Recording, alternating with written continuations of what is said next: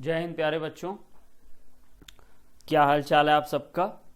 और आज हम लोग लेके आए हैं आपके लिए डिस्कशन आरबीटीएस पेपर नंबर 3 का। तो बच्चों मैं यानी संजीव हटिया आपको डिस्कस करूंगा फर्स्ट 25 क्वेश्चन नंबर 51 टू 75। हमारे एसपी सिंह सर का ये मिशन है, अब पढ़ने का अधिकार सबको, डॉक्टर बनने का अधिकार भी सबको। और जिस मिशन के तहत हम लोग यूट्यूब पे अलग अलग तरह के लेक्चर्स और प्रोग्राम्स लेके आते रहते हैं। तो बच्चों आज हम लोग डिस्कशन लेके आए हैं आपके लिए, और ये हमारा क्वेश्चन नंबर 51 है, केमिस्ट्री का डिस्कशन है। क्वेश्चन नंबर 51 में उम्मीद है पेपर आपका अच्छा हुआ होगा। थर्मोडायनेमिक्स का पेपर था, एनसीईआरटी बेस बनाने की कोशिश की थी हम लोग ने। तो क्वेश्चन नंबर हमारा 51 कह रहा है for isothermal expansion of ideal gas which combination is correct. तो देखो बेटा, आइसोथर्मल है तो आइसोथर्मल मीन्स प्रोसेस वो होता है जिसमें हमारा T कांस्टेंट होता है। तो T हमारा बेटा कांस्टेंट होगा और डेल्टा T इक्वल टू 0 होगा। और ये भी ध्यान रखना कि जब हमारा आइसोथर्मल प्रोसेस होता है और टेम्परेचर कांस्टेंट रहता है, टेम्परेचर चेंज होगा नहीं। जैसा कि आप जानते हैं कि किसी आइडियल गैस में जो इंटरनल एनर्जी चेंज है वो टेम्परेचर पे बेस्ड होता है, टेम्परेचर डिपेंडेंट होता है। अगर टेम्परेचर कांस्टेंट है तो इंटरनल एनर्जी भी कांस्टेंट रहेगी और इंटरनल एनर्जी चेंज 0 होगा। और इंटरनल एनर्जी चेंज तो 0 होगा ही होगा, एंथैल्पी चेंज भी 0 होगा। किसी भी आइडियल गैस के आइसोथर्मल प्रोसेस की बात चल रही है, किसी फिजिकल और केमिकल चेंज प्रोसेस की बात नहीं चल रही है। और बेटा इसमें हमारा जो आइसोथर्मल प्रोसेस है उसमें हम लोग जानते हैं कि W का हमारा वैल्यू 0 नहीं होता है। उसके लिए हमारा फॉर्मूला होता है -2.303 nRT log V2/V1। ये बेटा हमारा W का फॉर्मूला है। और आइसोथर्मल प्रोसेस में Q जो होता है वो नेगेटिव W के बराबर होता है, -W। तो Q के लिए भी यही फॉर्मूला लग जाएगा। अब चलिए हम लोग देखते हैं। तो डेल्टा U 0 है, सही है, लेकिन Q भी 0 कर दिया तो गलत हो गया। Delta U not equal to 0 तो ये गलत हो गया। डेल्टा U 0 सही है, Q नॉट इक्वल टू 0 सही है, बट W 0 कर दिया, ये भी गलत हो गया। और delta H not equal to 0 गलत। तो अब मेरा फोर्थ ऑप्शन बचा। फोर्थ ऑप्शन को हम लोग चेक कर लेते हैं। डेल्टा U 0 है, Q not equal to 0, W not equal to 0, delta H equal to 0। Q और W का फॉर्मूला है। वॉल्यूम तो चेंज करोगे ही करोगे, वॉल्यूम तो कांस्टेंट है नहीं। अगर वॉल्यूम कांस्टेंट होता तो हम एक बार कह सकते थे कि W भी कांस्टेंट हो जाएगा। नेक्स्ट क्वेश्चन की तरफ चलते हैं। Question number 52, which amongst the following option is the correct relation between change in enthalpy and change in internal energy. तो चेंज इन एंथैल्पी को डेल्टा H से रिप्रेजेंट करते हैं, आपने फॉर्मूला पढ़ा हुआ है। चेंज इन इंटरनल एनर्जी को डेल्टा U से रिप्रेजेंट करते हैं। इसको कई जगह पे डेल्टा E भी दिया रहता है, बट यहाँ डेल्टा U है। और ये प्लस डेल्टा NGRT, ये इसका इक्वेशन है, आपने पढ़ा होगा। अब इस इक्वेशन को हम यहाँ पे चेक कर लेते हैं। डेल्टा H सही, डेल्टा U सही, बट माइनस लग गया तो गलत हो गया। Delta H delta U plus delta NGRT सही हो गया। सेकंड ऑप्शन के साथ जाएंगे। ये डेल्टा H अगर डेल्टा U इधर भी लाओगे तो प्लस डेल्टा U हो जाएगा, लेकिन फिर से डेल्टा NGRT माइनस हो गया, गलत हो गया। ये डेल्टा U अगर इधर लाओगे तो माइनस डेल्टा U आ जाएगा, ये भी गलत हो गया। तो सबसे सही ऑप्शन नंबर सेकेंड है। क्वेश्चन नंबर 53 पे बात करेंगे। क्वेश्चन नंबर 53 कह रहा है for which reaction change of entropy will B positive. आपने ये बात पढ़ी है, अगर कोई रिएक्शन है और उसका डेल्टा Ng 0 आता है तो उस समय उसका एंट्रोपी चेंज भी 0 आता है। अभी यहाँ चेंज ऑफ एंट्रोपी निकालना है। अगर किसी रिएक्शन का डेल्टा Ng पॉजिटिव आता है तो उसका जो एंट्रोपी चेंज होता है वो भी पॉजिटिव होता है। और अगर डेल्टा Ng नेगेटिव आता है तो डेल्टा S भी नेगेटिव होता है। डेल्टा एस भी निगेटिव होता। अगर डेल्टा एन जी निगेटिव आएगा तो डेल्टा एस भी निगेटिव होगा। अब डेल्टा एन जी क्या है, आपने पढ़ा होगा किसी रिएक्शन में प्रोडक्ट साइड के जितने गैस मोल होते हैं, लिक्विड और सॉलिड नहीं, प्रोडक्ट साइड के gas mole total minus total gas moles of reactant, जो वैल्यू आएगी वो डेल्टा एन जी कहलाएगी। तो हम लोग सबसे पहले इसका डेल्टा एन जी निकालते हैं। फर्स्ट वाले का डेल्टा एन जी निकाला तो डेल्टा एन जी में देखिए प्रोडक्ट साइड में गैस एच आई के 2 मोल हैं, माइनस यहाँ पे 1 और 1, यानी कि 1 + 1 कर सकते हैं। ये भी गैस है, ये भी गैस है, तो 0 आ गया। तो डेल्टा एन जी 0 आ गया तो डेल्टा एस 0 होगा। मुझे चाहिए पॉजिटिव चेंज। फिर यहाँ पर हमने ऑप्शन नंबर 2 को चेक किया, delta N G equal to, देखो बेटा यहाँ पे तो सॉलिड है, सॉलिड को काउंट नहीं करना तो 0 कर लेते हैं सॉलिड का, माइनस यहाँ HCl गैस है 1, और ये अमोनिया लिखा नहीं लेकिन ये भी गैस होती है, +1, तो 0 - 2 यानी कि -2 आ गया। तो ये नेगेटिव हो गया तो ये भी नहीं हो सकता है, यहाँ पर डेल्टा एस निगेटिव आ जाएगा। थर्ड वाले ऑप्शन की बात करते हैं, डेल्टा एन जी निकालो। तो डेल्टा एन जी में देखो N2O गैस है तो 1 मोल ले लिया, H2O भी वैसे तो लिक्विड होता लेकिन यहाँ गैस कंसीडर किया गया, 2 ले लिया, माइनस अमोनियम नाइट्रेट, यहाँ 3 नहीं प्रिंट हुआ, ये अमोनियम नाइट्रेट है लेकिन हमको उससे फर्क नहीं पड़ता, फॉर्मूला क्या, हमको तो स्टेट चाहिए, सॉलिड स्टेट दी गई है, सॉलिड का 0, तो ये मेरे पास +3 आ गया। तो यही वाला मेरा ऑप्शन हो जाएगा, क्योंकि इसका डेल्टा एन जी पॉजिटिव आया तो डेल्टा एस पॉजिटिव होगा, यानी change of entropy will B positive. आगे चाहो तो चेक कर लो, लेकिन मुझे नहीं लगता कोई आंसर मैच करेगा। देखो यहाँ पे सॉलिड है, यहाँ पे लिक्विड है, तो ये delta N G product side पर 0 है, माइनस यहाँ सॉलिड है, ये एक गैस है, तो फिर से -1 आ गया, फिर से -1 आ गया। तो इस तरह से सर्वसहमति से ऑप्शन नंबर 3 की तरफ हम लोग जाएंगे। नेक्स्ट क्वेश्चन है 373 जूल पर gram of heat exchange at boiling point of water, then what is the increase in entropy. तो इसके लिए बेटा आपने एक फॉर्मूला पढ़ा है, एंट्रोपी चेंज इक्वल टू होता है आपका delta H upon T, boiling point, अगर बॉइलिंग पे हो रहा, डेल्टा एच को ही हम लोग QP भी कह सकते हैं, और T बॉइलिंग पॉइंट का, T बॉइलिंग पॉइंट।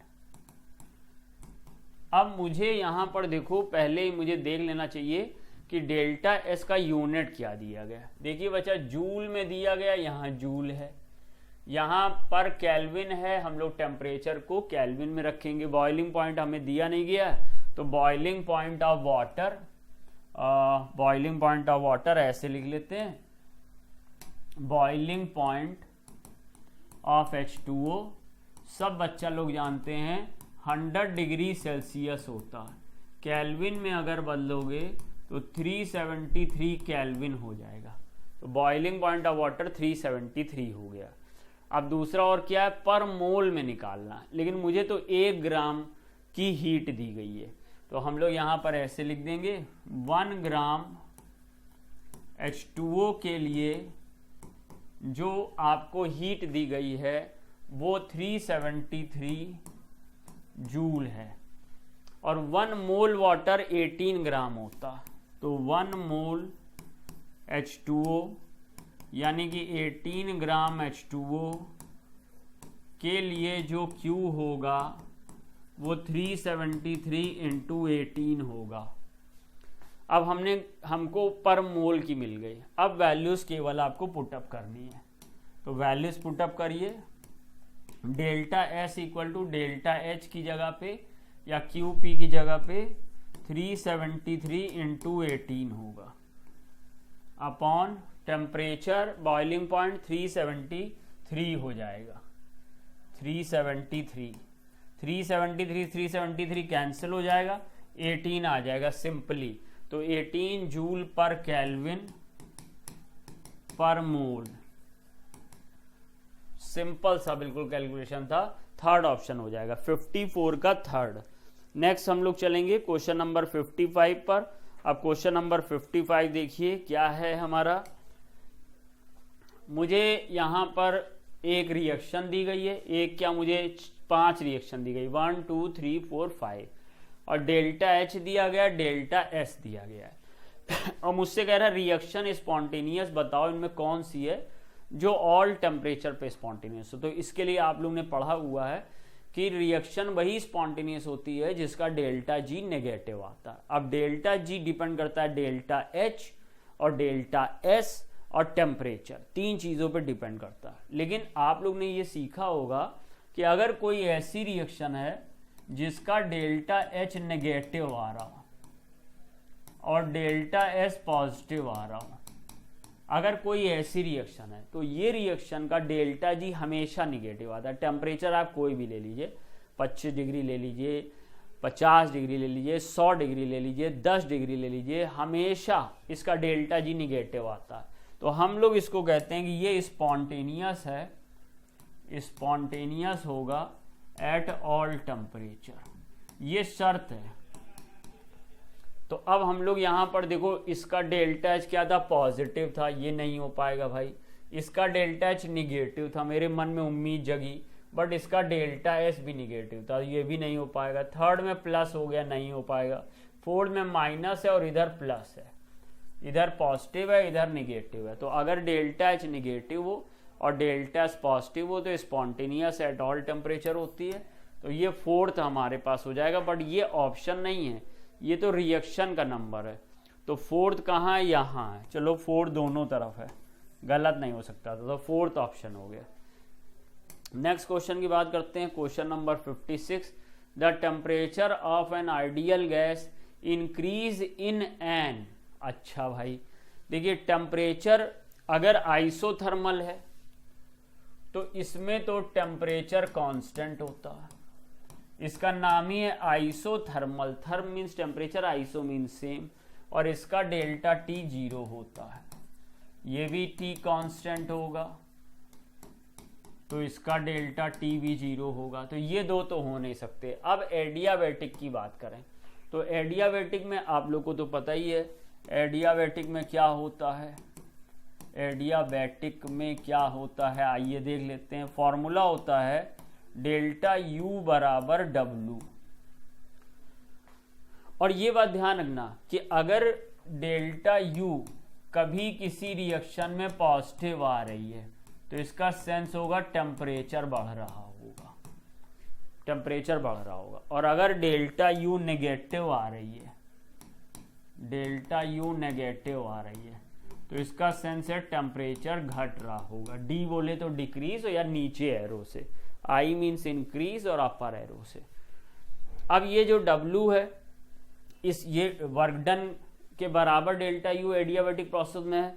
अब वर्क डन दो तरह का होता है, एक होता है एक्सपेंशन।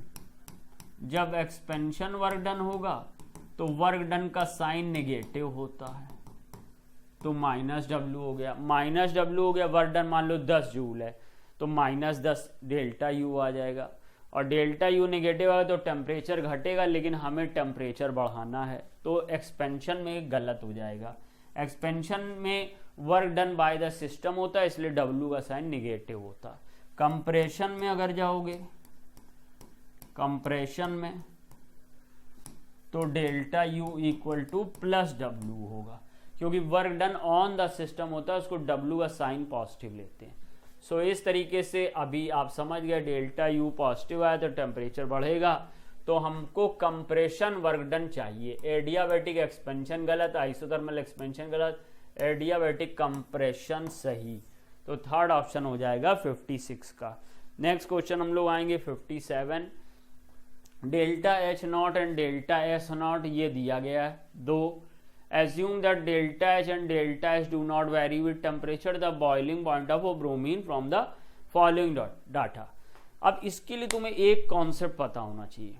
वो क्या पूछोगे कि सर जी बताइए क्या कॉन्सेप्ट आप कहना चाह रहे हैं। तो कॉन्सेप्ट बच्चा मेरे ये बताना चाह रहा हूँ आपको कि जब भी कभी कोई भी फिजिकल चेंज मेल्टिंग पॉइंट पे या बॉइलिंग पॉइंट पे हो रहा है, तो वो हमारा इक्विलिब्रियम पॉइंट है, वो रिएक्शन रिवर्सिबल है और वो पॉइंट इक्विलिब्रियम है। यानी मेल्टिंग पॉइंट पर इक्विलिब्रियम स्टेट होती है और बॉइलिंग पॉइंट पे भी इक्विलिब्रियम स्टेट होती है। तो अब इसको हम यहां पर लिख देंगे boiling temperature means equilibrium state.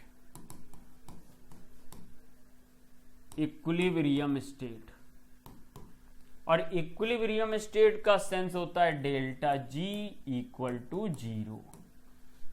अब हम लोग ने एक इक्वेशन पढ़ी हुई है, कौन सी इक्वेशन हमने पढ़ी है, delta G equal to delta H minus T delta S. अगर आपने डेल्टा जी की जगह पे 0 कर दिया तो डेल्टा एच माइनस टी हमारा बॉइलिंग पॉइंट बन जाएगा और डेल्टा एस इसको इधर लेके आए तो T boiling point delta S equal to delta H. तो T boiling point equal to एक फॉर्मूला आ गया delta H upon delta S. अब आपको बस वैल्यूज पुटअप करनी है, वैल्यूज पुटअप कर लेते हैं भैया। T boiling point equal to delta H कितना दिया गया है, पहले डेल्टा एच दिया गया है और वो कितना दिया गया हमको दिया गया है 30.96 किलो जूल पर मोल। अब ये किलो जूल दिया गया, तो किलो जूल दिया गया तो 30.96 इंटू 10⁻³ जूल कर लेता हूं और यहाँ पे 90 जूल दिया गया है, तो ये 90 जूल नीचे ले आए, जूल से जूल कैंसिल कर दिया और अब ये 30.96 अपॉन 90 कर दीजिए और 10⁻³ से मल्टीप्लाई कर दीजिए। तो करके देख लेते हैं कितना आता, कितना आ रहा देख लेते हैं भाई। कर लिया है हमने 30.96 मल्टीप्लाई बाय 1000 डिवाइडेड बाय 90, 344 आ रहा है। तो 344 क्या आएगा यहाँ पे, टेम्परेचर किस यूनिट में होगा, केल्विन में। तो 344 केल्विन, क्या कोई टेम्परेचर है यहाँ 344 डिग्री सेल्सियस है, 344 केल्विन है। तो सेकंड ऑप्शन हमारा सही हो जाएगा, सेकंड ऑप्शन हमारा सही हो जाएगा। तो अब आप लोग देख लीजिए और यहाँ पर देखो, वैसे तो डेल्टा एच नॉट और डेल्टा एस नॉट दिया गया था। डेल्टा एच नॉट और डेल्टा एस नॉट मीन्स होता है स्टैंडर्ड कंडीशन में डेल्टा एच और डेल्टा एस। स्टैंडर्ड कंडीशन बोले तो 25 डिग्री सेल्सियस पे, यानी कि 298 केल्विन टेम्परेचर पर। लेकिन अब यहाँ पर उसने टेम्परेचर बढ़ाया है और कहा है कि डेल्टा एच और डेल्टा एस की वैल्यू नहीं बदलेगी।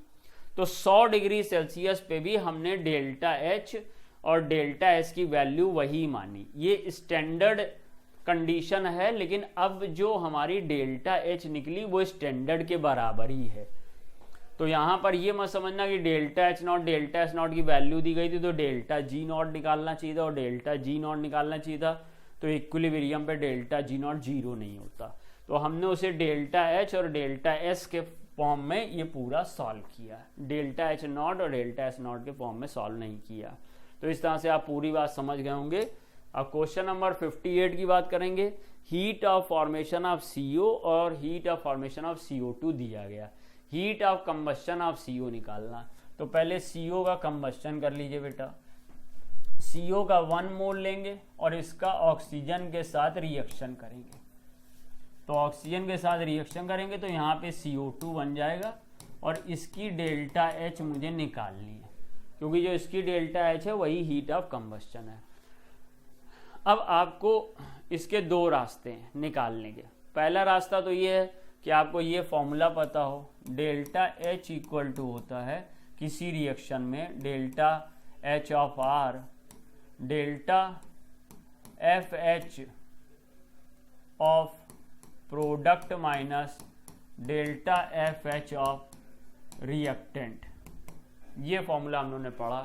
तो प्रोडक्ट कौन है, CO2, तो CO2 का हीट ऑफ फॉर्मेशन क्या है, Y, तो यहाँ Y आ जाएगा।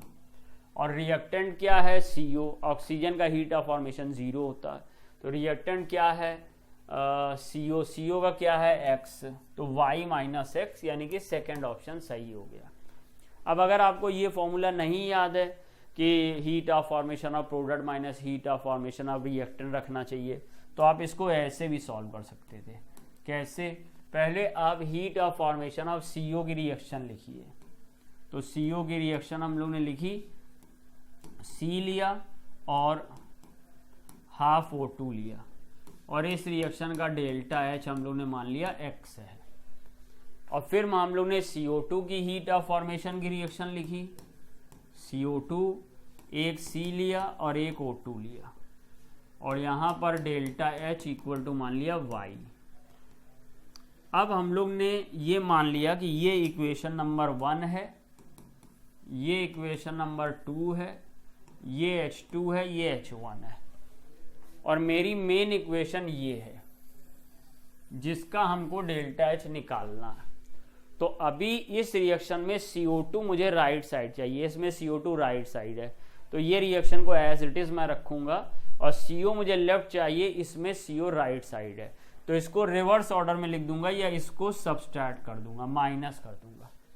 तो अब जो ये मेरे पास रिएक्शन आएगी वो CO प्लस हाफ O2, यहाँ 1 O2 में से ये हाफ चले जाएगा, हाफ आ जाएगा, ये C से C कैंसिल हो जाएगा, ये माइनस CO इधर आ जाएगा, इक्वल टू CO2, और जो डेल्टा H होगा वो delta H2 minus delta H1 होगा, तो Y माइनस X। ऐसे भी कर सकते थे, दोनों रास्ते हैं।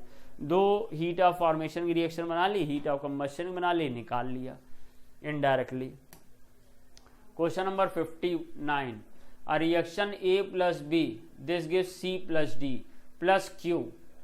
देखो ये प्लस Q इसमें जुड़ा हुआ है, तो ये डेल्टा H माइनस Q होगा। ये एक एक्सोथर्मिक रिएक्शन है, यहाँ पर ये Q हीट है और हीट इसमें प्लस साइन से दिखाई गई, तो अगर एंथैल्पी चेंज फॉर्म में निकालोगे तो माइनस फॉर्म में। और कह रहा है कि is found to have positive entropy change, यानी डेल्टा S हो जाएगा पॉजिटिव।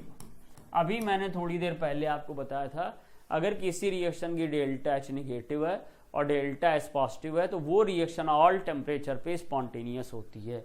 तो इसमें स्पॉन्टेनियस एट ऑल टेम्परेचर हो जाएगा, सीधा सीधा थर्ड ऑप्शन हो जाएगा। बाकी सब ऑप्शन बेकार हैं, उसमें कोई सही ऑप्शन नहीं बन रहा। Question number 60, which of the following relation is incorrect, Cp equal to delta Q by delta T, नीचे P मीन्स कांस्टेंट प्रेशर। सही है सर, ये वाला सही है। यहाँ से देख लेते हैं, Cp equal to delta Q या डिवार Q डेल Q और डेल T कांस्टेंट प्रेशर सही है, लेकिन मुझे तो इनकरेक्ट चाहिए। फिर ये Cv delta Q by delta T constant volume पे सही है। Delta U equal to N Cv delta T सही है। Delta H equal to N CV नहीं होना चाहिए था, Cp होना चाहिए था, तो ये गलत है और मुझे गलत ही ढूंढना था, इसलिए मेरा ऑप्शन नंबर 4 सही है। 60 का ऑप्शन नंबर 4 सही है। नेक्स्ट क्वेश्चन देखते हैं, question number 61, isothermally and reversibly. ठीक है, तो इसके लिए और मुझे निकालना क्या, Q। तो मेरे पास फॉर्मूला क्या आ जाएगा, आपने पढ़ा होगा, Q equal two plus 2.303 nRT log V2 by V1। ये फॉर्मूला आपका यहाँ पे लगेगा। भाई W होता तो माइनस 2.303 होता, Q है तो प्लस 2.303 होगा। अब इस फॉर्मूले में हम लोग वैल्यू पुटअप करते हैं, तो प्लस 2.303 मोल चाहिए, n मीन्स होता है मोल, मोल मुझे दिया नहीं, वेट दिया, तो वेट अपॉन एटॉमिक वेट कर लूँगा, तो वेट 10 है और एटॉमिक मास 40 है। ठीक हो गया, n का हो गया। r के लिए यहाँ देखेंगे यूनिट क्या दी है, कैलोरी, तो r 2 कैलोरी रख लेंगे। अगर यहाँ पे जूल दिया होता ऑप्शन में तो 8.314 रख लेते। टी ढूंढिए, 27 दिया, बट इस इक्वेशन में केल्विन में रखना होता, तो 27 में 273 ऐड कर लेंगे। लॉग V2 क्या है, हम लोग 10 से 5 में जा रहे हैं, तो ये 5 और ये 10 है। थोड़ा सा इजी करते हैं, इसको इजी कर लेते हैं। 0 से 0 कैंसिल कर लो और 2 से ये 2 कर लो और ये 300 हो जाएगा, तो 2 से डिवाइड करेंगे तो 150 हो जाएगा। तो मुझे मिल जाएगा 2.303 इंटू 150 और log 5 माइनस log 10। अब 2.303 into 150 log 5 0.699 log 10 1, that means आ जाएगा 0.3010। तो इसको मल्टीप्लाई करते हैं, मल्टीप्लाई कर लेते हैं। क्या हो गया भाई, 2.303 मल्टीप्लाई बाय 150 टाइम बचाना है हमें 0.3010, 103.98 मेरा आ रहा, 103.98 किस यूनिट में, कैलोरी में। तो क्या ऐसा कोई ऑप्शन है यहाँ पे? अच्छा, ये माइनस में आएगा, यहाँ पर ये log 5 माइनस log 10 है, तो ये माइनस में आ जाएगा क्योंकि -1 बड़ा है, तो -103.98, तो ये 103.63 आ रहा, कहीं ऊपर नीचे कैलकुलेशन हुआ होगा, मेरा 98 आ रहा था। तो इतना हम लोगों को चलेगा। 405 हो नहीं सकता, 603 हो नहीं सकता, 315 हो नहीं सकता। 61 के बाद क्वेश्चन नंबर 62। अच्छा, हीट, ये यहाँ पे हमको standard gas free energy chain निकालना, तो standard gas free energy chain लिख दिया, डेल्टा आर जी नॉट, इसका फॉर्मूला पहले लिख लेते हैं, -2.303 RT log K, ये फॉर्मूला हमें याद होना चाहिए। अब वैल्यू पुटअप करते हैं, तो 2.303 आर का वैल्यू देखते हैं भाई, joule, kilo joule, calorie, electron volt, अरे बाप रे सब अलग अलग है। तो हम लोग जो मोस्ट कॉमन होता है किलो जूल वाला वो रख लेते हैं। अगर किलो जूल से आंसर मैच नहीं होगा तो फिर जूल में या दूसरे ऑप्शन में जाएंगे। तो 8.314 इंटू 10⁻³ किलो जूल हो गया। टेम्परेचर देखो बाबू क्या है, 298, ये दिया हुआ है, तो 298 रख लिया। और लॉग कितना के दिया है, अरे बाप रे बहुत बड़ी वैल्यू दी है, 2.47 इंटू 10⁻⁻29। अच्छा, थोड़ा सा इजी बना लेते हैं, -2.303 इंटू 8.314 इंटू ये 0.298, या लगभग तुम इसको 0.3 मान के भी सॉल्व कर सकते हो, और ये आ जाएगा हमारा log 2.47 प्लस log 10 की पावर -22, -22 log 10 के पीछे आएगा, -29 सॉरी, और log 10 1 हो जाएगा। अब अगर मुझे log 2.47 की वैल्यू पता चल जाए तो काम बन जाए, लेकिन इन्होंने वैल्यू दी नहीं, इनको देना चाहिए था। तो मैं इसमें आइडिया लगाऊंगा, तो देखो भाई हो सकता है एग्जैक्ट ना मैच करे, आइडिया लगाऊंगा। तो log 2 हमने पढ़ा है 0.3010 होता है, log 3 हमने पढ़ा है 0.4771 होता है। अब हम लोग ऐसा करते हैं कि ये 2.47 को लगभग 2.5 मान लेते हैं, बीच का हमें पता करना है, और इसको हम लोग 30 समझ लेते हैं और इसको 0.48 कर लेते हैं। तो इसमें 0.30 और 0.48 में जो डिफरेंस आ रहा है वो हमारा आ रहा है 0.18 का, 0.18 का। अगर हम लोग यहाँ से यहाँ तक चलते हैं तो हमें 0.18 वैल्यू बढ़ जाती है। तो अगर आधे रास्ते पे जाएंगे तो 18/2 बढ़ेगी 0.09। तो जो यहाँ पे आएगा log 2.5 उसमें 0.30 में 0.09 ऐड हो जाएगा तो लगभग आएगा 0.39। तो मैंने 0.39 माना 2.5 पे। अब 2.47 है तो 0.38 कर सकते हो। तो ये सब मैंने करके आइडिया ले लिया है और मैं 0.38 के साथ जाऊंगा। तो -2.303 इंटू 8.314 इंटू 0.298 और 0.38 -29। अब चलो सॉल्व कर लेते हैं क्या आता है। देखो सॉल्व कर लेते हैं। सबसे पहला काम करते हैं 29 में से सब्सट्रैक्ट कर देते हैं 0.38। 29 में से 0.38 सब्सट्रैक्ट कर दिया 28.62 आ गया। इसमें मल्टीप्लाई कर दिया 0.298। अगर 0.3 भी लेते चल जाता, जैसे कि टाइम कम है जल्दी करना पॉइंट, क्योंकि ऑप्शन में तो पता ही चल रहा बहुत दूर दूर है। जूल किलो जूल सबका 163 है तो पता चल जाएगा। तो अब हम लोग ने 8.314 का मल्टीप्लाई कर दिया और इसका मल्टीप्लाई कर दिया 2.303 से। तो मेरे पास 163.3 आ गया। तो मैच हो गया भाई। और ये माइनस और माइनस प्लस हो जाएगा तो 163.8 किलो जूल आ रहा। तो सीधी सी बात है सेकंड ऑप्शन हो जाएगा। अब अगर तुम वहाँ 0.39 कर देते तो थोड़ा बढ़ के आ जाता, 0.37 करते थोड़ा घट के आ जाता, आता 163 या 162.9 आ जाता, तब भी आपको पता चल जाता। ये देखिए ये एक क्वेश्चन है जिसमें कि ये 3 रिएक्शन से 4th रिएक्शन का मैं बनाना है। तो ये है इक्वेशन नंबर 1, ये है इक्वेशन नंबर 2, ये है इक्वेशन नंबर 3। इसको हम लोग ने ये मान लिया ये डेल्टा H1 लिखा है, ये डेल्टा H2 लिखा है, ये डेल्टा H3 लिखा है। और इन रिएक्शन को ऐड और सब्सट्रैक्ट करके हमें ये वाली रिएक्शन लानी है। तो देखिए इस रिएक्शन में मुझे इस साइड 2C चाहिए और इधर ये 2C है।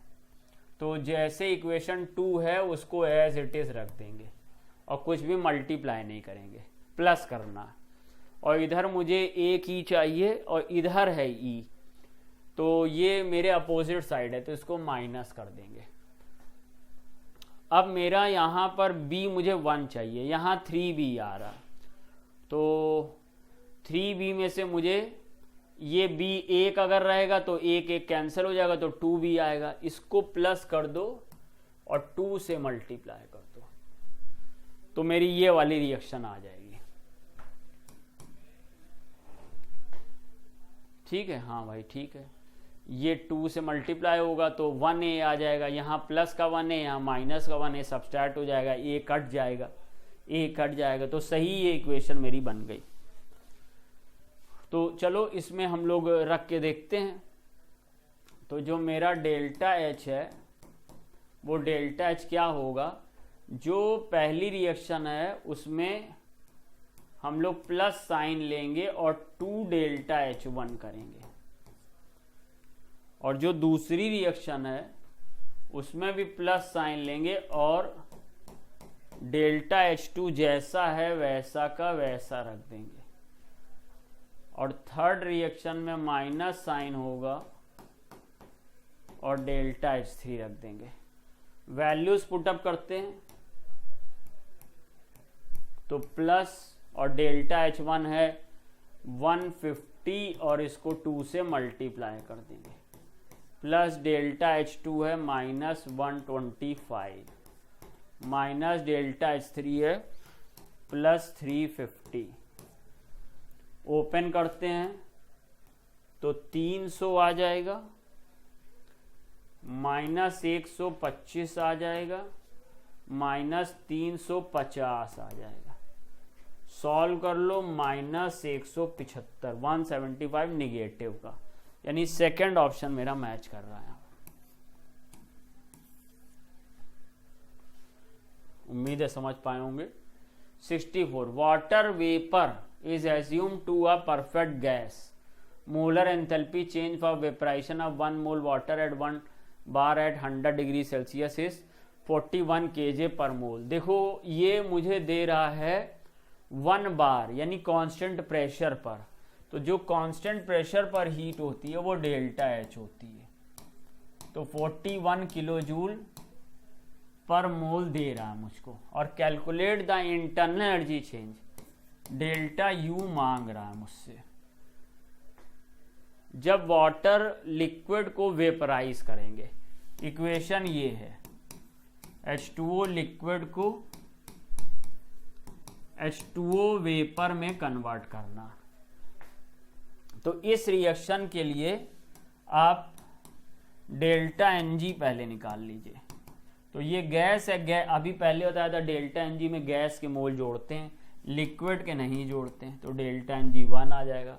अब टेम्परेचर भी बच रहा, तो टेम्परेचर यहाँ पे 100 है क्योंकि वेपराइजेशन हो रहा, तो 100 प्लस 273, दैट मीन्स 373 केल्विन हो गया।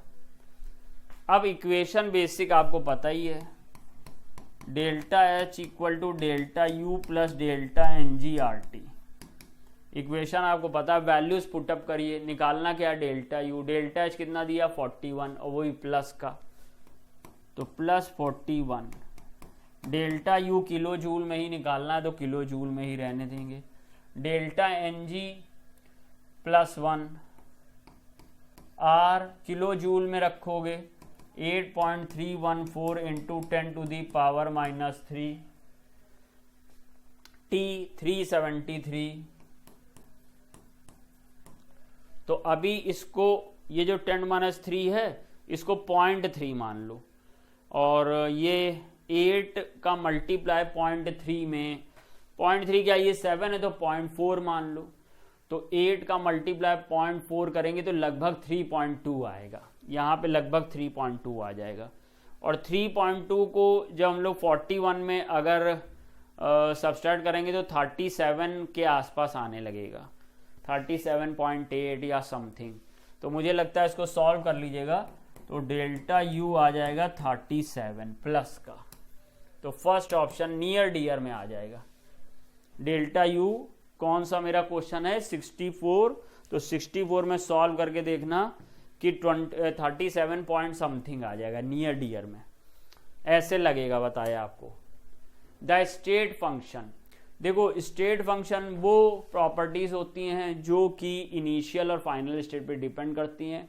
पाथ फंक्शन मैकेनिज्म डिपेंड करता है।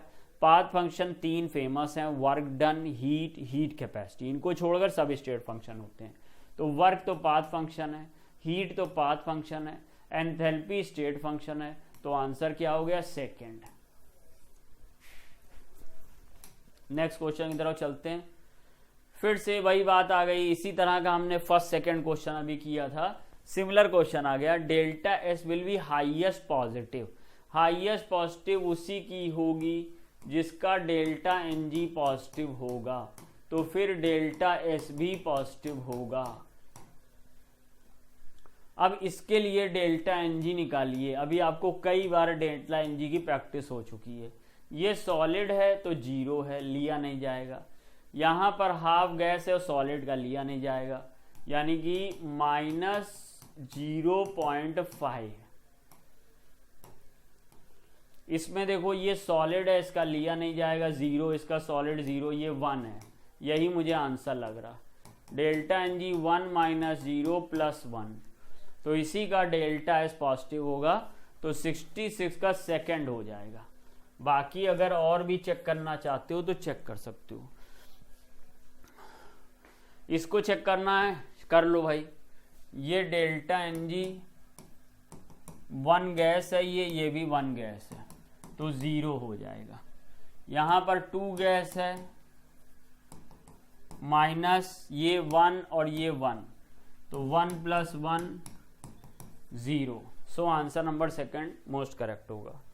क्वेश्चन नंबर हम लोग जाते हैं, एडियाबैटिक प्रोसेस के लिए क्या बात ट्रू है, शुरू में ही एक्सप्लेन कर दिया था। एडियाबैटिक में delta U equal to W होता है, और डेल्टा यू को कभी कभी डेल्टा ई से भी रिप्रेजेंट करते हैं, तो सेकंड ऑप्शन हो जाएगा। डेल्टा एंथैल्पी ऑफ फॉर्मेशन को कौन सी रिएक्शन रिप्रेजेंट कर रही है? एंथैल्पी ऑफ फॉर्मेशन की रिएक्शन पहचानने का तरीका है, प्रोडक्ट साइड पर एक सब्सटेंस का पहले तो 1 मोल होना चाहिए। अगर 2 मोल हो गए या 2 डिफरेंट सब्सटेंस हो गए तो वो हीट ऑफ रिएक्शन तो होगी, बट हीट ऑफ फॉर्मेशन नहीं होगी। यहाँ पर 1 मोल था, बहुत खुशी की बात है। यहाँ पर 1 मोल था, हो सकता था। यहाँ 2 मोल था, नहीं हो सकता। यहाँ पर 1 मोल है, हो सकता है। अब प्रोडक्ट साइड पर जब 1 मोल आ जाए तो रिएक्टेंट साइड पर हम ये देखते हैं एलिमेंट होने चाहिए स्टेबल स्टेट में। आप पूछोगे गुरुजी एलिमेंट क्या? एलिमेंट मीन्स या तो एटॉमिक स्टेज में हो स्टेबल, और या फिर होमो एटॉमिक मॉलिक्यूल हो। आयन नहीं चाहिए, अनस्टेबल स्टेट नहीं चाहिए, जैसे क्लोरीन है तो गैस चाहिए, लिक्विड नहीं चाहिए। इस तरीके के हमको होमो एटॉमिक मॉलिक्यूल चाहिए, हेटेरो एटॉमिक मॉलिक्यूल नहीं चाहिए। इधर देखिए O2 है, G है, बट G डायमंड है, और कार्बन की स्टेबल स्टेट ग्रेफाइट होती है, तो ये नहीं हो पाएगा। HF में F2 देखो गैस होती है, H2 गैस होती है, रिएक्शन बैलेंस है, सेकेंड हो जाएगा। देख लेते हैं आगे कोई ना ऑप्शन फंस जाए, ये होगा नहीं। इसमें क्या है? CO आ गया। CO क्या है? हेटेरो एटॉमिक है। शर्त क्या है? रिएक्टेंट साइड पे होमो एटॉमिक मॉलिक्यूल या एटम होना चाहिए। अगर जैसे मेटल है तो Na होगा, अगर सोडियम है, पोटेशियम है तो K होगा, आयरन है तो Fe होगा, एटम स्टेज। और अगर नॉन मेटल है तो H2 होगा, F2 होगा, Cl2, Br2, I2, but CO नहीं होगा, CO2 नहीं होगा, NO नहीं होगा, H2O नहीं होगा, H प्लस नहीं होगा, OH माइनस नहीं होगा। आयन नहीं चाहिए, हमें नहीं चाहिए हेटेरो एटॉमिक मॉलिक्यूल। सीख गए 68 का। वैसे तो आपने टेस्ट दिया तो ऑलरेडी सीख के आए होंगे, फिर भी मैंने अपने फर्ज के नाते बता दिया। विच of the following is correct for internal energy? Delta U is path function, गलत। पाथ फंक्शन 3 है, अभी बताया था। वर्क डन, हीट कैपेसिटी, तो डेल्टा यू तो स्टेट फंक्शन है। For ideal gas molar internal energy depend only on temperature, ये बात सही है, अभी बताया था। आइसोथर्मल में टेम्परेचर कांस्टेंट होता है, टेम्परेचर चेंज 0 होता है तो इंटरनल एनर्जी चेंज भी 0 हो जाता है। जिस प्रोसेस में टेम्परेचर बढ़ घट रहा होगा वहाँ इंटरनल एनर्जी बढ़ेगी घटेगी। U इज इंटेंसिव प्रॉपर्टी, तो U हमारी एक्सटेंसिव है, गलत हो गया। U means internal energy. Value और delta U depends on path followed by system, गलत। डेल्टा यू तो स्टेट फंक्शन है, तो पाथ पे कैसे डिपेंड करेगा? इसलिए आंसर सही हो गया second. Choose the correct answer. A thermodynamic state function as a quality use to determine heat change. State function की परिभाषा बतानी है। स्टेट फंक्शन वो होता है जो इनिशियल और फाइनल स्टेट पे डिपेंड करे, पाथ पे डिपेंड नहीं करे। और स्टेट फंक्शन जरूरी नहीं है कि हीट चेंज बता दे, करेक्ट बताना है। Whose value is independent of path, ये सही है क्योंकि वो स्टेट पर डिपेंड करता है। यूज टू डिटरमाइन प्रेशर, कुछ निकालने काम में नहीं आता, ये तो प्रॉपर्टी है। Whose value depends upon temperature only, गलत बात है, ये तो इनिशियल और फाइनल स्टेट पे डिपेंड करेगा। तो हमारा जो 70 है उसका ऑप्शन नंबर सेकेंड सही होगा। For the process to occur under adiabatic condition, the correct condition is adiabatic isolated container में कराया जाता है, इंसुलेटेड वॉल होती है, बाहर से हीट ले नहीं सकते हो, अंदर सिस्टम से हीट सराउंडिंग को दे नहीं सकते हो, तो Q या डेल्टा Q 0 होता है। तो इसमें डेल्टा Q 0 है, ये एडियाबैटिक की शर्त है। The enthalpy of all element in their standard state, अगर एलिमेंट है, एलिमेंट कौन होता है? एलिमेंट होता है मेटल अगर है तो एटम स्टेज में रहेंगी, नॉन मेटल है तो होमो एटॉमिक मॉलिक्यूल स्टेज में रहेगा। जैसे Na एक एलिमेंट है, जैसे Cl2 एक एलिमेंट है, NaCl कंपाउंड है, H2O कंपाउंड है, अगर हेटेरो एटॉमिक मॉलिक्यूल है तो कंपाउंड है, और अगर होमो एटॉमिक मॉलिक्यूल या केवल एटम है तो एलिमेंट है। अब सर ये एलिमेंट को कह रहा है कि इसकी enthalpy of element standard state में यानी स्टेबल स्टेट में क्या होगी? इसकी enthalpy of formation stable state में 0 होगी। जैसे अगर आपसे कोई कह दे कि सोडियम सॉलिड की डेल्टा FH0 क्या होगी, आप कहोगे 0 होगी। आपसे कहे ब्रोमीन लिक्विड की क्या होगी, 0। ब्रोमीन सॉलिड की 0 नहीं होगी, ब्रोमीन गैस की 0 नहीं होगी, स्टेबल स्टेट में तो 0 होगी। Third 73 delta U of combustion of methane -x है, मीथेन का कंबस्शन करो, CH4 gas plus O2 gas, CO2 gas, H2O liquid, reaction को करेंगे बैलेंस, ऑक्सीजन हो जाएंगे यहाँ पर 2। अब मैं निकालूंगा डेल्टा NG। डेल्टा NG बहुत इंपॉर्टेंट चीज़ है। डेल्टा NG में CO2 का 1 काउंट करेंगे, वाटर लिक्विड का 2 काउंट नहीं करेंगे, माइनस CH4 गैस का 1 काउंट करेंगे, O2 गैस का 2 काउंट करेंगे, यहाँ पे आ जाएगा -2। अब -2 डेल्टा NG आ गया तो फॉर्मूला लगाइए। नहीं, अब फॉर्मूला लगाने की जरूरत ही नहीं है। एक कॉन्सेप्ट आपने सीखा है कि डेल्टा NG अगर 0 आ जाए तो डेल्टा H और डेल्टा U बराबर होते हैं। डेल्टा NG अगर निगेटिव आ जाए तो डेल्टा U बड़ा होता है डेल्टा H से। तो कह रहा है कि डेल्टा U -x है, the value of delta H छोटी होगी डेल्टा U से। तो डेल्टा H छोटी होगी डेल्टा U से। सेकेंड ऑप्शन 73 का सेकेंड ऑप्शन के साथ जाएंगे। नेक्स्ट क्वेश्चन पे बात करते हैं, क्वेश्चन नंबर 74 पर। The enthalpy of combustion of methane graphite dihydrogen दी गई है। The enthalpy of formation of methane चाहिए। अच्छा, तो पहला काम करिए कि enthalpy of formation of methane के लिए इक्वेशन बनाइए। इक्वेशन कैसे बनाते हैं? अगर आपको एंथैल्पी ऑफ फॉर्मेशन की इक्वेशन बनानी है तो जिसका एंथैल्पी ऑफ फॉर्मेशन लिखना है उसको प्रोडक्ट साइड पर लिखिए और 1 मोल लिखिए, और जिन जिन एटम से वो बन सकता उसको रिएक्टेंट साइड पर रखिए। C और H से बन सकता। अब C की स्टेबल स्टेट तो C ही होती है, H की स्टेबल स्टेट H2 होती है। यहाँ पर H कितने चाहिए? 2, मतलब 4, तो यहाँ पे हम लोग कर देंगे 2। ये रिएक्शन बन गई। इस रिएक्शन की जो डेल्टा H होगी वही heat of formation of CH4 होगी, और यही हमें निकालनी है। तो इस रिएक्शन की डेल्टा H निकालना चाहते हैं।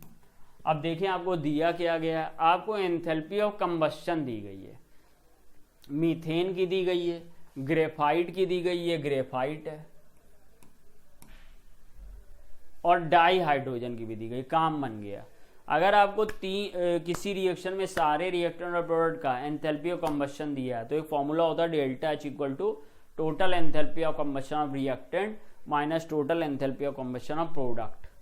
तो इसमें भाई साहब आप लगा दीजिए ये enthalpy of combustion of carbon plus enthalpy of combustion of hydrogen multiply by 2 minus enthalpy of combustion of CH4। चलो अब वैल्यू रख दो और देखिए निकलता है कि नहीं। तो enthalpy of combustion of carbon यानी ग्रेफाइट बताओ कितना है? सेकेंड नंबर पे है। तो सेकेंड नंबर पे आ रहा है -393.5 plus enthalpy of combustion of hydrogen di hydrogen. तो डाई हाइड्रोजन में कितना आ रहा है? -285 into 2 minus enthalpy of combustion of methane -890। इसको हेस लॉ से भी निकाल सकते हैं, फिर उसमें लंबा हो जाएगा। तीनों की एंथैल्पी ऑफ कंबस्शन की रिएक्शन लिखनी होगी, फिर तीनों को जोड़ घटा के फाइनल आपको ये वाली रिएक्शन निकालनी होगी। तो अभी ये एक मेथड बता दे रहा हूँ आपको, इजी मेथड। तो अब इसका हम लोग ने वैल्यू रखा -393.5 प्लस माइनस माइनस 285.8 है, 8 छोड़ दिया, तो 285.8 है ना किसका, अरे देखने में भी दिक्कत हो रही है, हाइड्रोजन, हाँ। तो 2 8 16, 2 5 10 11, 2 8 16 17, 2 2 4 5, 571.6 और प्लस 8 90.3। तो चलो भैया देख लेते हैं क्या आएगा, कैलकुलेटर की हेल्प से जल्दी कर लेंगे, टाइम नहीं वेस्ट होगा आपका। 393.5 में ऐड कर दो 571.6, तो मुझे मिल जाएगा 965.1 माइनस कर दीजिए 890.3, तो मुझे -74.8 मिल रहा, -74.8 किलो जूल फर्स्ट ऑप्शन में दिया गया है। तो 74 का फर्स्ट ऑप्शन हम करेंगे। नेक्स्ट क्वेश्चन उम्मीद समझ में आया होगा। अब मैच द फॉलोइंग तो बहुत आसान है, सिंपल फॉर्मूला वाला है। आइसोथर्मल प्रोसेस के लिए W = -nRT ln V2/V1 होता है। यहाँ माइनस में स्प्रिंट हो गया और कोई पॉसिबिलिटी भी नहीं है, क्योंकि आइसोथर्मल प्रोसेस में हमारे पास W = -P डेल्टा V भी है, लेकिन इसको आइसोबारिक में रखना ज़्यादा सही रहेगा।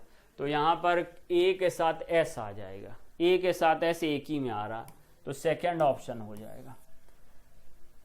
और एडियाबैटिक में, अब एडियाबैटिक से मिला लो, अगर इसमें कन्फ्यूजन हो रहा है तो एडियाबैटिक से मिला लो। तो एडियाबैटिक में Q = डेल्टा U होता है, यानी B का P हो जाएगा, B का P, W = डेल्टा U होता, तो B का हो गया R। एडियाबैटिक में W = delta U, Q = delta U नहीं, W = डेल्टा U।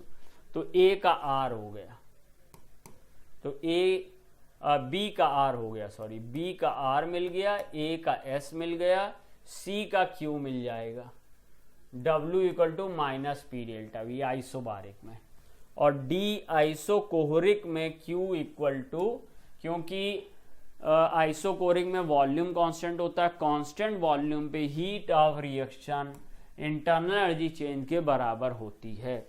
इस तरह से फर्स्ट 25 क्वेश्चन मैंने आपको डिस्कस कर दिए। उम्मीद है आपको समझ में आया होगा। कोई डाउट अगर रह गया हो या कोई समस्या हो तो कमेंट बॉक्स में बताइएगा, हम लोग इम्प्रूव करने की कोशिश करेंगे। थैंक यू बच्चों, इसी तरह से पढ़ते रहिए और अच्छा टेस्ट करते रहिए। न्यू लाइट इंस्टीट्यूट आपके साथ है। शुरू का डिस्कशन बेटा आपने RBTS थर्ड वाले पेपर का देखा। अब क्वेश्चन नंबर 76 ऑनवर्ड हम लोग डिस्कस करने चल रहे हैं, तो आइए देखा जाए।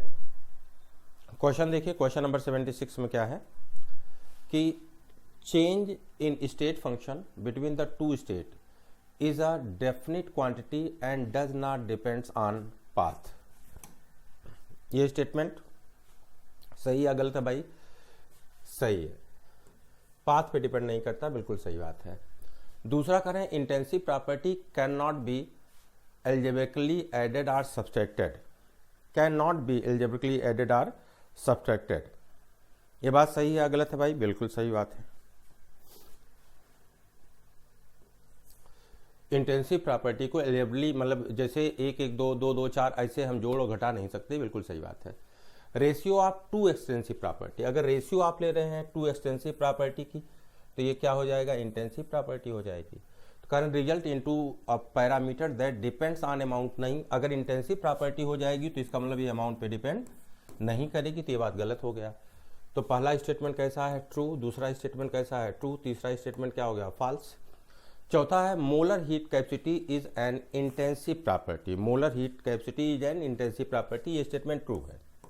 ठीक, अगर इस मोलर हीट कैपेसिटी में हम लोग सिर्फ देखें हीट कैपेसिटी, केवल हीट कैपेसिटी की अगर बात करें, और ये क्या है? मोलर हीट कैपेसिटी, ये दो पार्ट देखिए।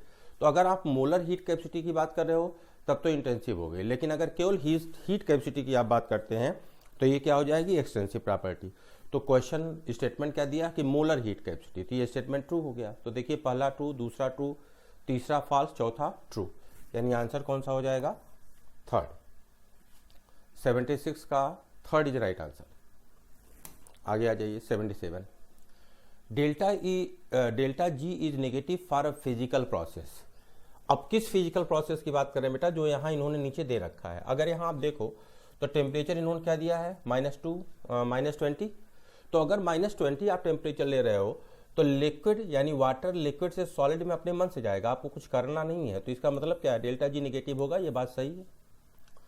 फिर कह रहे हैं molar entropy of vaporisation of ice is negative. Molar entropy of vaporisation of ice is negative, ये बात सही है गलत? गलत।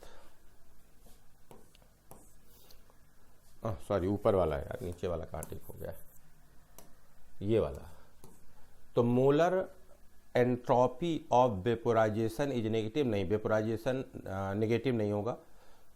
और फिर कह रहे हैं in adiabatic free expansion. Adiabatic और कैसा है? Free expansion. Heat involve will zero and therefore entropy will be zero. कह रहे हैं heat involve zero and there entropy will be zero, यह स्टेटमेंट सही है। फिर कह रहे हैं at absolute zero temperature entropy of a pure perfectly crystalline substance zero, बिल्कुल सही बात है। तो यहां देख लीजिए क्या आंसर आपको मिल गया। पहला क्या मिल गया भाई? ट्रू। दूसरा क्या है? फॉल्स। तीसरा क्या है? ट्रू। और चौथा क्या है? ट्रू। तो पहला है ट्रू, दूसरा है फॉल्स, तीसरा है ट्रू और चौथा है ट्रू। तो कौन सा आंसर हो गया? फोर्थ। अगला क्वेश्चन कह रहे हैं delta H minus delta is maximum at a given temperature in case of. किस केस में ये मैक्सिमम होगा? तो हम लोग जानते हैं बच्चा कि डेल्टा एच बराबर है डेल्टा ई। जब हम फार्मूले की बात करते हैं तो डेल्टा एच बराबर क्या हो जाएगा? Delta E plus delta N G R T. अब ये आपसे पूछ रहे हैं delta H minus delta E, यानी आप इसको इधर लेके चले आए तो ये बराबर किसके हो जाएगा? Delta N G R T. अब आर टी क्या है? कांस्टेंट है, तो इसका मतलब डेल्टा एन जी के डायरेक्टली प्रोपोर्शनल हो जाएगा। और इन्होंने पूछा है कि मैक्सिमम किसके लिए होगा, तो जिसके लिए डेल्टा एन जी की वैल्यू मैक्सिमम होगी उसके लिए ये क्या आ जाएगा? मैक्सिमम आ जाएगा। तो डेल्टा एन जी आपको सीधे निकाल लेना है। यहाँ देखिए 2 मोल गैस है और यहाँ 1 मोल है, यानी प्रोडक्ट माइनस रिएक्टेंट करना है तो 2 - 1 करेंगे तो यहाँ वैल्यू क्या आ गई? 1। यहाँ देखिए 1 है और ये सॉलिड है तो यहाँ भी वैल्यू क्या आ गई आपका? 1। यहाँ देखिए ये भी गैस है और ये भी गैस, यानी 2 मोल हो गया, ये सॉलिड है तो यहाँ वैल्यू क्या आ गई? 2। और यहाँ देखिए ये गैस और ये गैस है तो 2 - 2 हो गया तो यहाँ वैल्यू क्या आ गई? 0। तो सबसे ज़्यादा डेल्टा एन जी कहाँ आया? थर्ड के लिए। इसका मतलब इसका मान सबसे ज़्यादा किसके लिए हो जाएगा? थर्ड के लिए। तो क्वेश्चन नंबर 78 का राइट आंसर क्या हो गया? थर्ड। अगला question, for the reaction energy of activation is 70 kilo calorie, hence EA of, अच्छा बैकवर्ड रिएक्शन के लिए बोल रहे हैं, बैकवर्ड रिएक्शन के लिए। तो अगर बच्चा एक ग्राफ हम लोग बनाएं,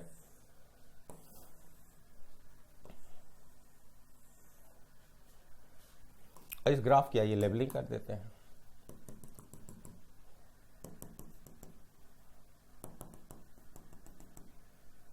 ठीक, एक वैल्यू ये है, एक वैल्यू ये है और एक वैल्यू ये है। जो वैल्यूज दिया है सबकी वैल्यू पुट कर दीजिए, आपको आंसर आ जाएगा। पहला दे रहे हैं कि इस रिएक्शन के लिए, इस रिएक्शन में निकलने वाली हीट कितनी है भाई? 22 kilo calorie. 22 kilo calorie heat दे रहे हैं। इसका मतलब क्या हो गया कि रिएक्टेंट और प्रोडक्ट, तो ये यहाँ आपके रिएक्टेंट है और ये क्या है? प्रोडक्ट। यानी ये वाली वैल्यू की अगर हम बात करें तो ये एनर्जी इन्होंने कितना दिया है? 22। उसके बाद आगे बोल रहे हैं कि इसका एक्टिवेशन एनर्जी कितना दे रहे हैं? 70। यानी जहां आपने रिएक्टेंट रेट ले रखा और जहां से प्रोडक्ट में कन्वर्जन आप कर रहे हो, यानी ये वैल्यू इन्होंने कितनी दे रखी है? 70। और ये क्या है? Activation of backward reaction. और ये क्या है? Activation energy of forward reaction.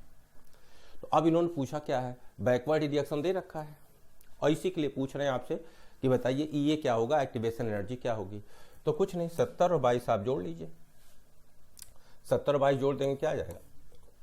92। Graph से क्वेश्चन इजीली हो जाएगा, गुणा भाग करने की कोई जरूरत ही नहीं पड़ेगी आपको। ठीक है भाई, अब आ जाइए अगले क्वेश्चन पे आते हैं। करें the entropy change for which of the following process represent the enthalpy change for which of the following process represent the enthalpy of formation. यानी एक मोल आपको बनाना है और जो रिएक्टेंट लेने हैं वो अपने स्टैंडर्ड नेचुरल फिजिकल स्टेट में लेने हैं। तो देखो यहाँ आपने क्या लिया है, कैटायन एनायन, इनका फिजिकल मतलब नेचुरल स्टेट तो है नहीं। यहाँ आपने ये तो सही ले रखा लेकिन ये कोई मतलब ही नहीं है।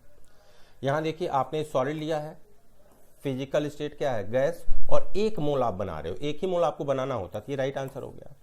और यहाँ अगर आप देखोगे बना रहे ही नहीं हो, क्या कर रहे हो, तोड़ रहे हो भाई, बना थोड़ी ना रहे हो, तो ये हो नहीं सकता। तो राइट आंसर कौन सा हो गया, थर्ड।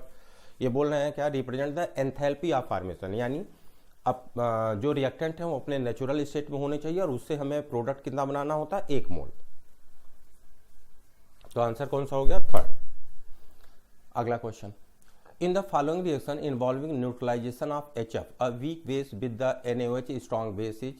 अच्छा, इसमें आप देख लो जो स्ट्रॉन्ग एसिड स्ट्रॉन्ग बेस के न्यूट्रलाइजेशन जब आप करवाते हो तो स्ट्रॉन्ग एसिड स्ट्रॉन्ग बेस के न्यूट्रलाइजेशन में जो हीट इवॉल्व होती है वो क्या होती है, 57.3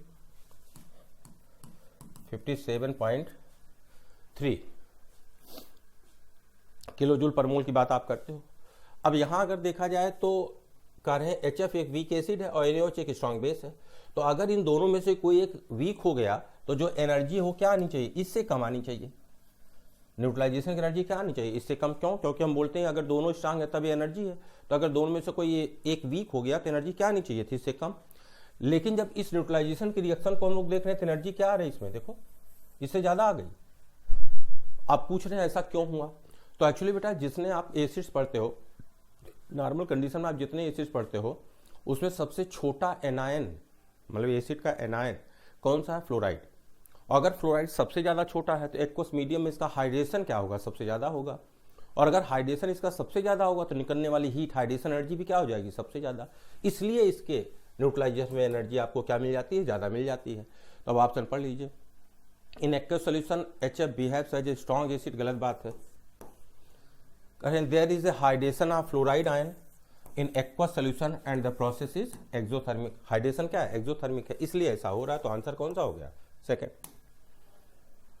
अगला question, which are the following is open system. Open system मतलब क्या हुआ, जो मास एनर्जी अपने सराउंडिंग से एक्सचेंज कर सके, ले सके, दे सके। तो प्लांट ओपन सिस्टम है, ह्यूमन ओपन सिस्टम है, और ओपन बीकर यह भी ओपन सिस्टम है, फोर्थ। अगला question, find out the correct statement about the cyclic process. कह रहे हैं साइक्लिक प्रोसेस है, मतलब क्या हुआ कि मान लीजिए ये आपका स्टार्टिंग पॉइंट है, ये स्टार्टिंग पॉइंट है, यहाँ से आप गए, घूमे टहले और फिर वापस आके यहीं आ गए। साइक्लिक प्रोसेस की आप बात कर रहे हो कि एक जगह से आप स्टार्ट कर रहे हो फिर घूम के यहीं आ जा रहे हो। तो कह रहे हैं इसके लिए कौन सी बात सही है, work done by the system is equals to the heat absorb by the system, बिल्कुल सही है। अगर साइक्लिक प्रोसेस की आप बात कर रहे हो तो वर्क डन हीट एब्जॉर्ब बराबर, और दूसरा कह रहे हैं work done on the system heat evolve, यानी एक्सोथर्मिक की बात करें, heat evolve on the system, ये बात भी बिल्कुल सही है। तो स्टेटमेंट क्या हो गया भाई, दोनों बात सही है। तो both first and second are correct, fourth is right answer. 83 का फोर्थ इज राइट आंसर। चलिए अगले में आ जाते हैं, गिवन। अच्छा देखिए जरा, ये कह रहे हैं अगर कार्बन से हम लोग कार्बन डाइऑक्साइड बना रहे हैं तो जो हीट है वो ये है, और फिर कार्बन मोनोऑक्साइड से अगर हम कार्बन डाइऑक्साइड बना रहे हैं तो हीट है वो ये है। अब बोल रहे हैं the enthalpy of formation of carbon monoxide, नहीं मोनो है बच्चा, ये मोनोऑक्साइड है, कार्बन मोनोऑक्साइड विल बी। तो देखो अगर हम हेसेस लॉ की बात करें, हमने कहा हम कार्बन से सीधे क्या बना रहे हैं, कार्बन डाइऑक्साइड। यहाँ हीट क्या ले लेते हैं, साइन को छोड़ दीजिए, साइन एक्सोथर्मिक होगी, हीट ऑफ फॉर्मेशन बात करो तो एक्सोथर्मिक होगी।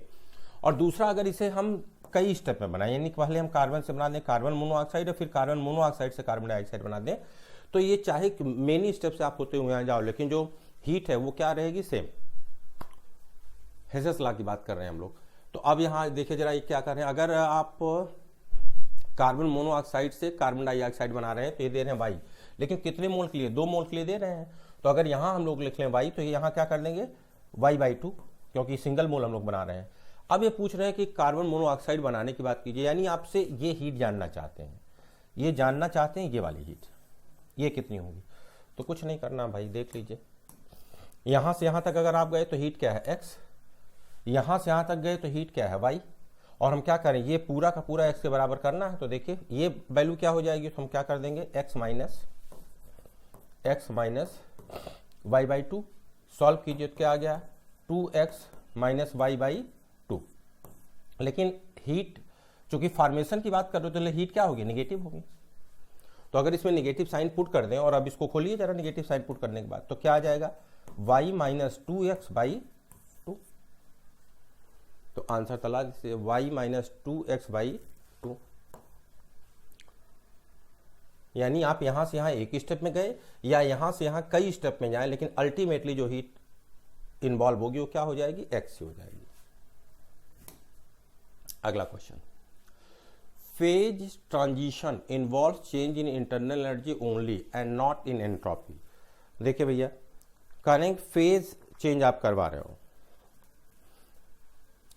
Phase transition involve change in internal energy and not in entropy. Internal energy में चेंज होता है लेकिन एंट्रोपी में चेंज नहीं हो रहा है, ये बात गलत है। और आगे कह रहे हैं phase transition occurs at constant pressure. हाँ, कांस्टेंट प्रेशर, कांस्टेंट टेम्परेचर। जब फेज आप चेंज करते हो, यानी सॉलिड से आप लिक्विड में जा रहे हो, लिक्विड से आप गैस में जा रहे हो, तो जिस ड्यूरेशन में आप चेंज कर रहे हो उस ड्यूरेशन में टेम्परेचर प्रेशर पे फर्क नहीं पड़ता, यानी जो जैसा रहता है कांस्टेंट रहता है। तो ये बात तो सही है। और कह रहे हैं phase transition involve change in internal energy. ये फॉल्स स्टेटमेंट क्यों हो गया, चेंज इन इंटरनल एनर्जी। जब आप कह रहे हो टेम्परेचर प्रेशर सब कुछ कांस्टेंट रहेगा, तो फिर ये फैक्टर कैसे संभव है, तो ये गलत हो गया। तो पहला क्या है गलत, दूसरा स्टेटमेंट क्या है सही। तो both the statement are true, both the statement are false, statement 1 is false बस स्टेटमेंट 2 इज ट्रू। कौन सा राइट आंसर हो गया, सेकंड। 85 पर सेकंड इज राइट आंसर। आगे आ जाइए भाई, identify the correct statement for the change of Gibbs energy for system G delta G at constant temperature and pressure. अच्छा ठीक है, आप देखिए जरा, अब अगर हम डेल्टा जी की बात करते हैं तो हम 3 वैल्यू के लिए बात करते हैं। क्या ये पॉजिटिव हो सकता है, ये निगेटिव हो सकता है और ये जीरो हो सकता है। अगर हम बोल रहे हैं ये पॉजिटिव है तो रिएक्शन के लिए क्या बोलते हो, नॉन स्पॉन्टेनियस होगी, ठीक। अगर ये निगेटिव है तो स्पॉन्टेनियस होगी, और अगर ये जीरो है तो इक्विलिब्रियम पे होगी। तो यही आपको चेक करना है। देखिए डेल्टा जी कह रहे हैं जीरो से ज्यादा है, इसका मतलब क्या है, पॉजिटिव है। तो अगर ये पॉजिटिव है तो प्रोसेस स्पॉन्टेनियस नहीं बल्कि क्या हो जाएगा, नॉन स्पॉन्टेनियस। ये बात तो गलत हो गई। फिर कह रहे हैं डेल्टा जी क्या है, जीरो है, तो इक्विलिब्रियम पे सिस्टम होना चाहिए, अटेंस इक्विलिब्रियम, ये बात सही है। फिर कह रहे हैं डेल्टा जी क्या है, जीरो है, तो इक्विलिब्रियम पे होना चाहिए। कह रहे हैं moving in a particular direction, तो ये बात गलत हो गई। और फिर कह रहे हैं डेल्टा जी निगेटिव अगर हो गया, यानी जीरो से कम हो गया, तो प्रोसेस स्पॉन्टेनियस होना चाहिए। इन्होंने क्या लिखा, नॉट स्पॉन्टेनियस, ये बात भी गलत हो गई। तो आंसर कौन सा हो जाएगा, सेकेंड। अगला क्वेश्चन है, When you make ice cube, the entropy of water। अब आप बताओ, वाटर आपने लिया है और वाटर से आप क्या कर रहे हो, आइस कर रहे हो, आइस बना रहे हो। तो एंट्रोपी क्या, रेंडमनेस क्या, बढ़ रही है घट रही है, घट रही है। तो कह रहे हैं does not changes, increases, decreases में आइदर डिके, कोई मतलब ही नहीं है, डिक्रीजेज। तो अगर आप वाटर से आइस बना रहे हो तो जो एंट्रोपी में चेंज की बात कर रहे हो क्या हो जाएगी, डिक्रीज कर जाएगी। अगला question, for A phase change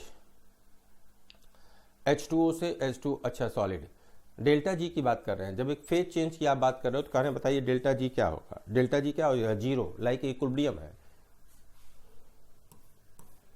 delta G zero.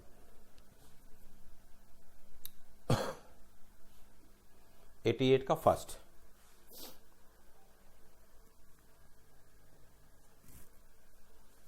आगे आ जाइए, क्वेश्चन नंबर 89।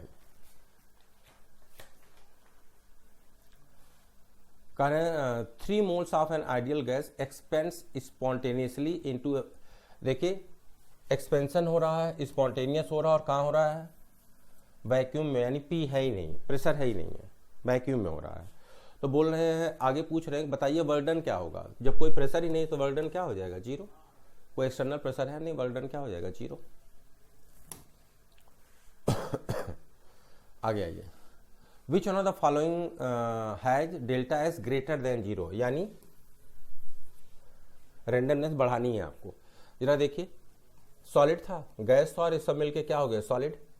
तो इसके लिए ये बोल रहे हैं ग्रेटर देन 0 होना चाहिए, ये है नहीं, रेंडमनेस कम आपने कर दिया। NaCl एक्वस है, NaCl सॉलिड आप जा रहे हो। यहाँ देखो, यह आपने सॉलिड लिया और सॉलिड से 2 पार्टिकल में मतलब आपने तोड़ दिया, तो रेंडमनेस आपने बढ़ा दी। और ये क्या है, गैस, गैस, और फिर आप ऐड कर दे रहे हो इधर, यानी अगर यहाँ देखो 3 और 1 4 मोल, 4 मोल से कहाँ आ गए आप, 2 मोल पे आ गए। तो किसमें आप रेंडमनेस बढ़ा दे रहे हो, रिएक्टेंट और प्रोडक्ट को अगर कंपेयर करें, थर्ड वाले में। ये तो बच्चा सीधे सीधे फार्मूला है, फार्मूला आपको मतलब याद होना चाहिए, इसमें कुछ बताने के लिए है ही नहीं। अगला question, the heat required to raise a temperature of a body by the 1 kelvin. अच्छा, इसको बच्चा अगर किसी बॉडी का टेम्परेचर 1 केल्विन बढ़ाना, उसका क्या मास है, इससे कोई मतलब नहीं होता, इसे नाम देते हैं थर्मल कैपेसिटी। यह भी डेफिनेशन है। अगला question, isolated system, isolated system है, इसका मतलब वो अपने सराउंडिंग से कुछ भी ले दे नहीं सकता है, और कुछ नहीं ले दे सकता है हमें क्या आएगा, ना तो वो एनर्जी को दे सकता है ना ले सकता है, और ना वो मास को दे सकता है ना ले सकता है। तो there is no exchange of mass and energy with the surrounding. अगला, कंसीडर द फॉलोइंग रिएक्शन। अच्छा, ये रिएक्शन दे रहे हैं, हाइड्रोजन ऑक्सीजन लेकर के इन्होंने 2 मोल वाटर बना रखा, और इसके लिए हीट ऑफ फॉर्मेशन इन्होंने दे रखा है ये वैल्यू। फिर करें, what is the enthalpy change for the decomposition. Decomposition मतलब हुआ 1 मोल वाटर आपको तोड़ना है और बनाना क्या है, इसमें H2 और हाफ O2 बनाना है। तो 2 मोल के लिए फॉर्मेशन ये है, तो 1 मोल के लिए बोल रहे हैं डिकम्पोजिशन, तो इसको 2 से डिवाइड कर दीजिए, सीधे आंसर आ जाएगा। अब चूंकि फॉर्मेशन क्या है, एक्सोथर्मिक, तो डिकम्पोजिशन क्या हो जाएगा, एंडोथर्मिक, बस साइन केवल प्लस हो जाएगा, इसका हाफ कर दीजिए आप भैया, तो 448 है, यानी 241 के आसपास आना चाहिए, ये है आंसर। कौन सा हो गया, 4th, 94 का 4th is right answer.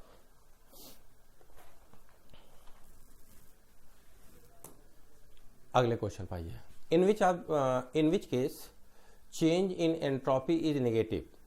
Change in यानी रेंडमनेस आप कम कर रहे हो, ठीक है। एवापोरेशन ऑफ वाटर बढ़ जाएगी, expansion of gas at constant temperature, expansion करवा रहे हो, बढ़ जाएगी।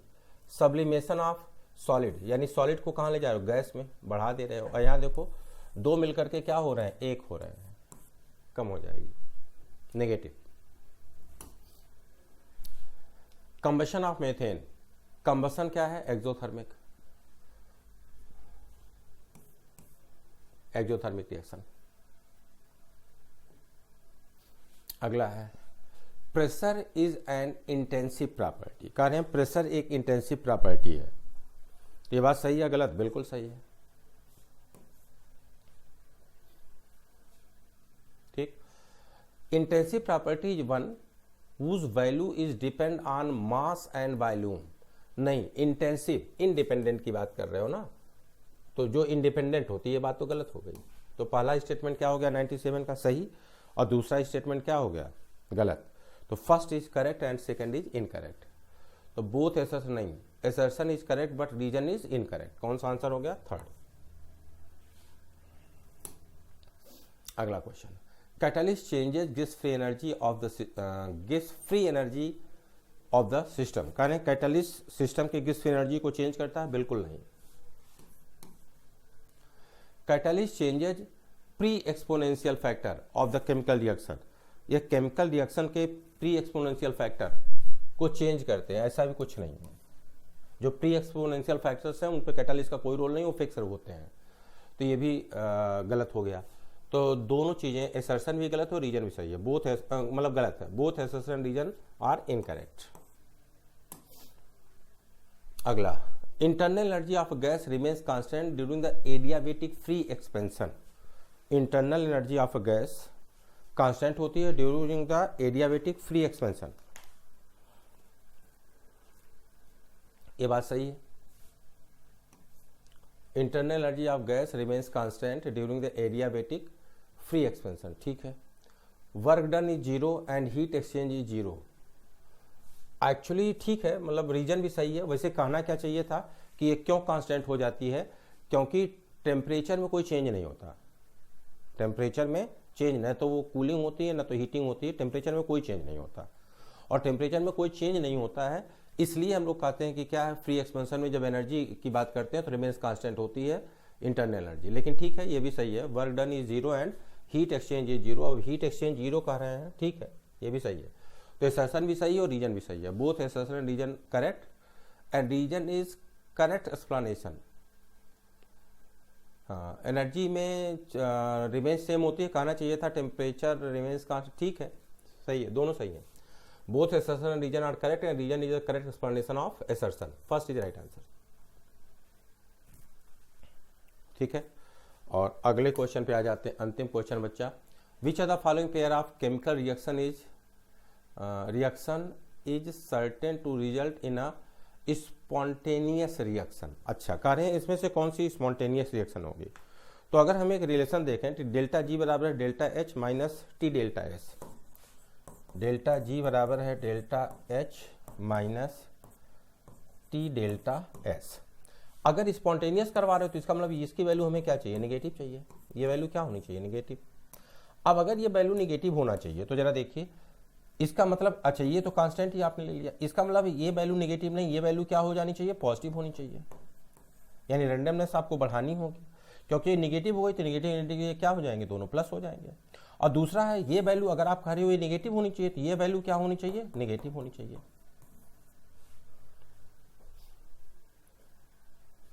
और डेल्टा एच नेगेटिव का मतलब क्या हो गया, रिएक्शन कैसी होनी चाहिए, एक्सोथर्मिक, ठीक। और डेल्टा एस आप बढ़ा रहे हो, इसका मतलब रैंडमनेस क्या करनी चाहिए, बढ़ जानी चाहिए। तो अगर ये वैल्यू पॉजिटिव है तो इसका मतलब इस साइन पे कोई फर्क नहीं पड़ा, और यह वैल्यू जितनी ज़्यादा नेगेटिव हो जाएगी रिजल्टेंट क्या हो जाएगा, उतना ज़्यादा नेगेटिव हो जाएगा, तो रिएक्शन उतनी स्पॉन्टेनियस हो जाए। अब देख लीजिए, पहला आप बोलो एक्सोथर्मिक होना चाहिए तो इसका मतलब एंडोथर्मिक बोल रहे हैं, गलत। एक्सोथर्मिक एक्सोथर्मिक मतलब इन दोनों में से कोई हो सकता है, ये दोनों गलत हो गए। और आगे क्या बोल रहे हो कि रैंडमनेस आपको बढ़ाना है, डिसऑर्डर क्या करना, बढ़ाना है, तो एक्सोथर्मिक एंड इंक्रीजिंग डिसऑर्डर, बिल्कुल सही आंसर है, सेकंड इज राइट आंसर। ठीक है, तो चलिए बच्चा, thank you, I hope paper आपका अच्छा हुआ होगा, और बिल्कुल जी जान से बेटा लगे रहिए। टीम न्यूलाइट सर के सुपरविजन में आप लोग के साथ है। थैंक यू बेटा, थैंक यू वेरी मच।